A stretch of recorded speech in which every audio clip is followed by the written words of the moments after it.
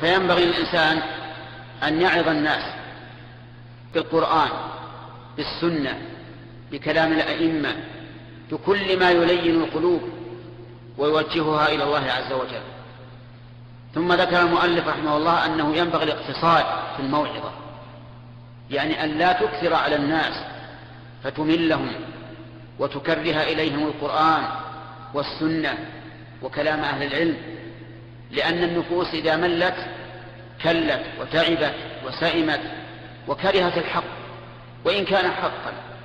ولهذا كان أحكم الواعظين من الخلق محمد صلى الله عليه وعلى آله وسلم يتخول الناس في الموعظة، ما يكثر عليهم لئلا يملوا ويسأموا ويكرهوا ما يقال من الحق.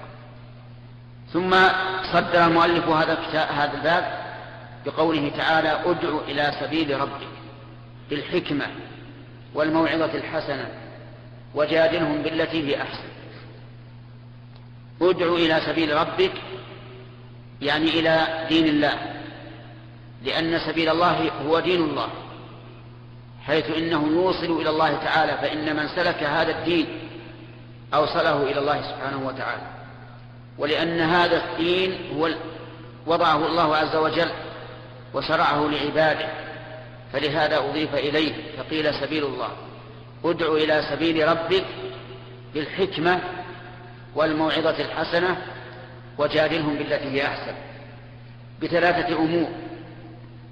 أولا الحكمة، وذلك بأن تنزل الأمور منازلها في الوقت المناسب والكلام المناسب والقول المناسب، لأن بعض الأماكن لا ينبغي فيها الموعظة، وبعض الأزمنة لا ينبغي فيها الموعظة، وكذلك بعض الأشخاص لا ينبغي أن تعظه في حال من الأحوال، بل تنتظر حتى يكون متهيئا لقبول الموعظة.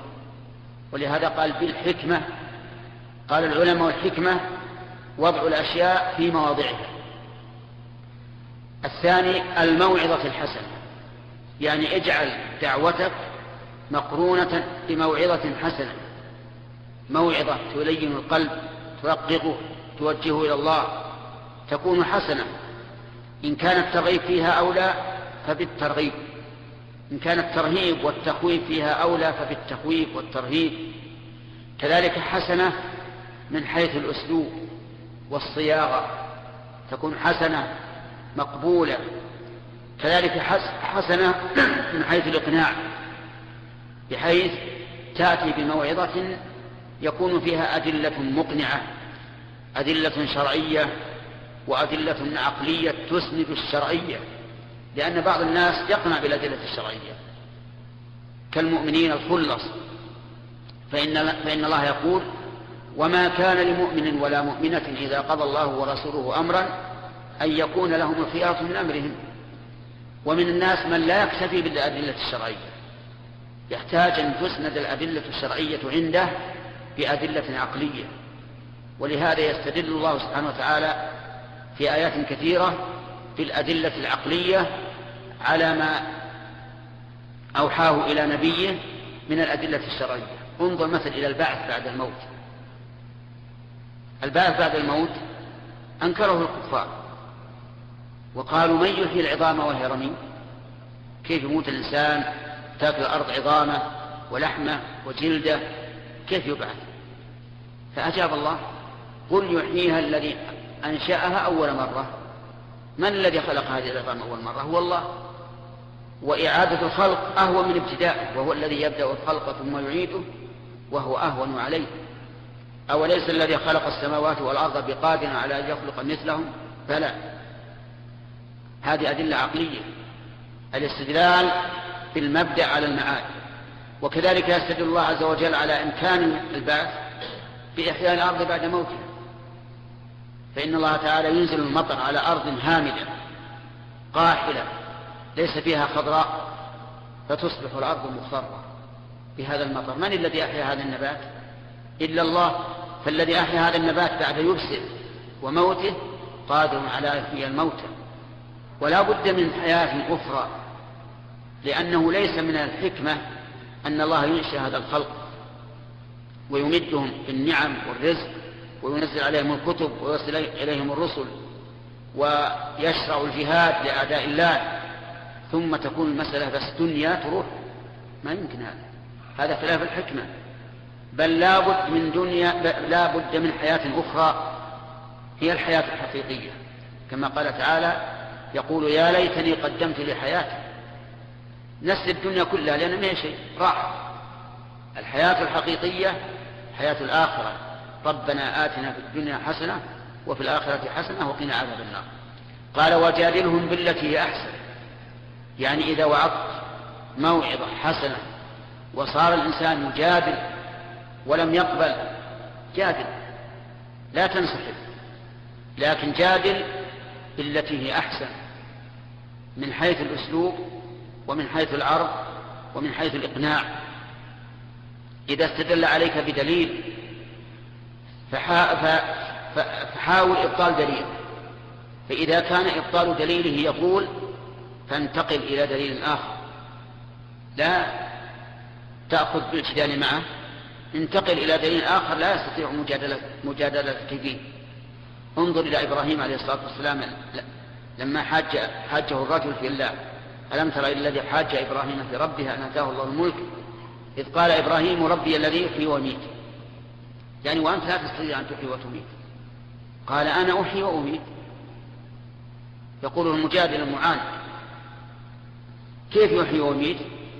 يؤتى بالرجل المستحق للقتل فيقول لا تقتلوه، ويؤتى بالرجل لا يستحق القتل فيقول اقتلوه. هكذا موه للناس. فقال إبراهيم: إن الله يأتي بالشمس من المشرق فأتي بها من المغرب. ولم يجادله على قوله أنا أحيي وأميت، وإلا لو جادله لقال: أنت لم تحيي ولم تمت، أنت تفعل سبب الموت فيموت وهو القتل، وترفع موجب القتل فلا يقتل. لكنه عدل عن هذا لأنه يكون فيه مجادلة إلى شيء لا يستطيع الخصم أن يتحرك. قال: إن الله يأتي بالشمس من المشرق فأتي بها من المغرب. يقدر أو ما يقدر؟ نعم، لا يستطيع. ولهذا قال: فبهت الذي كفر والله لا يهدي القوم الظالمين. فالحاصل أن الله يقول: جادلهم بالتي هي أحسن، لا تنسحب. وفهم من الآية أن من لا يستطيع المجادلة بالتي هي أحسن فلا يجادل، لأنه قد يأتي إنسان مؤمن حقا ولا عنده إشكال لما معه من الإيمان، لكن يجادله ألد خصم فيعجز عن مقاومته. ففي هذه الحال لا تجادل، لأنك إن جادلت لم تجادل بالتي هي أحسن. اترك إلى وقت آخر أو إلى أن يأتي أحد أقوى منك بالمجادلة فيجادل. والله أعلم. عن عمار بن ياسر رضي الله عنهما قال: سمعت رسول الله صلى الله عليه وسلم يقول: إن طول صلاة الرجل وقصر خطبته مئنة من فقهه، فأطيلوا الصلاة وأقصروا الخطبة. رواه مسلم. وعن معاوية بن الحكم السلمي رضي الله عنه قال: بين أنا أصلي مع رسول الله صلى الله عليه وسلم إذ عطس رجل من القوم فقلت: يرحمك الله، فرماني القوم بأبصارهم، فقلت: واتك لأمياه ما شأنكم تنظرون إلي؟ فجعلوا يضربون بأيديهم على أفخاذهم، فلما رأيتهم يصمتونني لكني سكت. فلما صلى رسول الله صلى الله عليه وسلم فبأبي هو وأمي ما رأيت معلما قبله ولا بعده أحسن تعليما منه، فوالله ما كهرني ولا ضربني ولا شتمني. قال: إن هذه الصلاة لا يصلح فيها شيء من كلام الناس، إنما هي التسبيح والتكبير وقراءة القرآن، أو كما قال رسول الله صلى الله عليه وسلم. قلت: يا رسول الله، إني حديث عهد بجاهلية وقد جاء الله بالإسلام، وإن منا رجالا يأتون الكهان. قال فلا تأتهم. قلت ومنا رجال يتطيرون. قال ذاك شيء يجدونه في صدورهم فلا يصدهم. رواه مسلم. بسم الله الرحمن الرحيم. قال المؤلف النووي رحمه الله في رياض الصالحين في باب الوعظ والاقتصاد فيه وعدم الملل والسآمة على الناس فيما يعظ به. وسبق الكلام على الآية التي ذكرها المؤلف رحمه الله في هذا الباب، وهي قوله تعالى ادع إلى سبيل ربك بالحكمة والموعظة الحسنة وجادلهم بالتي هي أحسن. ثم ذكر المؤلف أحاديث، منها حديث عمار بن ياسر أن النبي صلى الله عليه وعلى آله وأصحابه وسلم قال إن طول صلاة الرجل وقصر خطبته مئنة من فقه. يعني صلاة الجمعة لها خطبتان قبلها، فيقول النبي صلى الله عليه وعلى آله وسلم إن طول صلاة الرجل وقصر خطبته مئنة من فقه. وهذا وإن كان ظاهرا في خطبة الجمعة فهو عام أيضا، حتى الخطب العارضة لا ينبغي للإنسان أن يطيل على الناس، كلما قصر كان أحسن لوجهين: الوجه الأول أن لا يمل الناس، والوجه الثاني أن يستوعبوا ما قال، لأن الكلام إذا طال ضيع بعضه بعضا، فإذا كان قصيرا مهضوما مستوعبا انتفع الناس به، وكذلك لا يلحقهم الملل. وأما طول الصلاة فالمراد أن تكون كصلاة النبي صلى الله عليه وعلى آله وسلم، ليست الطويلة، لأن النبي صلى الله عليه وعلى آله وسلم أنكر على معاذ وأنكر على الرجل الآخر، أنكر على معاذ إطالته في صلاة العشاء، وأنكر على الرجل الآخر إطالته في صلاة الفجر، وقال أيها الناس إن منكم منفرين. فالمراد بطول الصلاة هنا الطول الذي يوافق صلاة رسول الله صلى الله عليه وعلى آله وسلم. هذا إذا كان الإنسان إماما، أما إذا صلى لنفسه فليطول ما شاء ولا أحد يمنعه، لأنه هو يعامل نفسه بنفسه. ثم ذكر المؤلف ثم قال النبي عليه الصلاة والسلام فأطيلوا الصلاة واقصروا الخطبة. أطيلوها كما ورد، واقصروا الخطبة، لكن لا بد من خطبة تثير المشاعر ويحصل بها الموعظة والانتفاع. ثم ذكر المؤلف حديث معاذ بن الحكم رضي الله عنه أنه بينما هو مع النبي صلى الله عليه وعلى آله وسلم يصلي إذ عطس رجل من القوم فقال الحمد لله، فقال له معاوية يرحمك الله، لأنك إذا سمعت العاطس يحمد الله بعد عطاسه وجب عليك أن تشمت، أن تقول يرحمك الله، حتى ولو كنت تقرأ أو كنت تطالع أو تراجع. أما في الصلاة فلا يجوز، لأن الصلاة لا يصلح فيها شيء من كلام الناس، ولهذا أنكر الناس بأعينهم على معاوية فرموه بأبصارهم، فقال واسك أمياه ماذا صنعت؟ فجعلوا يضربون بأيديهم على أفخاذهم يسكتونه، فسكت ومضى في صلاته. فلما انصرف من الصلاة دعاه النبي صلى الله عليه وعلى آله وسلم قال فبأبي هو وأمي ما رأيت معلما أحسن تعليما منه، لا قبله ولا بعده، والله ما كهرني ولا شتمني ولا ضربني، وإنما خاطبه بلطف وقال إن هذه الصلاة لا يصلح فيها شيء من كلام الناس، إنما هي التسبيح والتكبير وقراءة القرآن أو كما قال.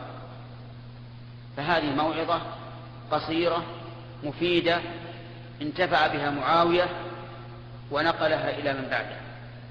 وفي هذا الحديث دليل على أنه لا بأس أن يلتفت المصلي أو ينظر إذا كان ذلك لمصلحة أو حاجة، وإلا فالأفضل أن يكون نظره إلى موضع سجوده، وفي حال الجلوس يكون نظره إلى موضع إشارة، لأن الجالس في التشهد أو بين السجدتين يرفع أصبعه قليلا ويشير بها عند الدعاء، فيكون نظره إلى موضع إشارته.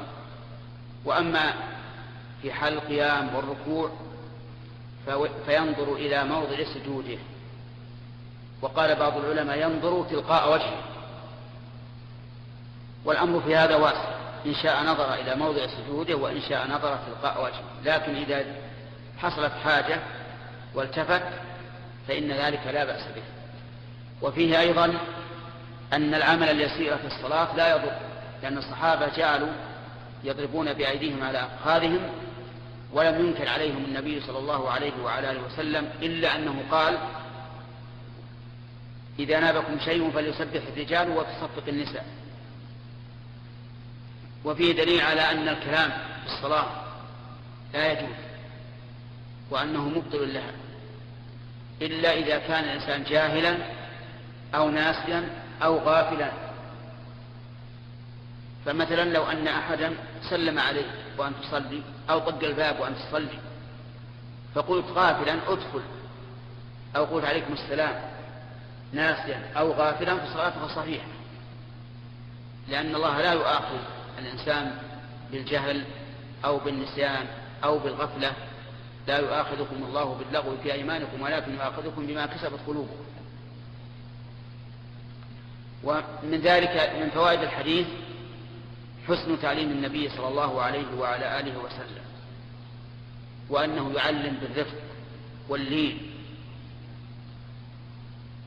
وهذا هديه وهو أسوة أمته، فالذي ينبغي للإنسان أن ينزل الناس منازلهم. المعاند المكابر يخاطب بخطاب يليق به، والجاهل الملتمس للعلم يخاطب بخطاب يليق به.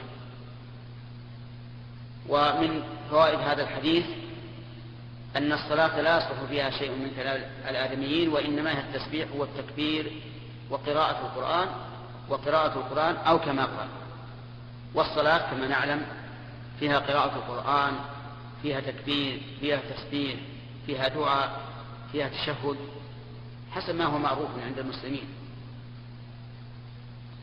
وفيها الثناء على الواعظ إذا كان عظته جيدة وليس فيه عنف، لأن هذا يشجع أهل الوعظ. إذا كان سنتحدث ويمدحه في المجالس فلان سهل لين يعظ بسهولة ويسر، هذا يشجع أهل الوعظ على أن يلتزموا بهذه الطريقة.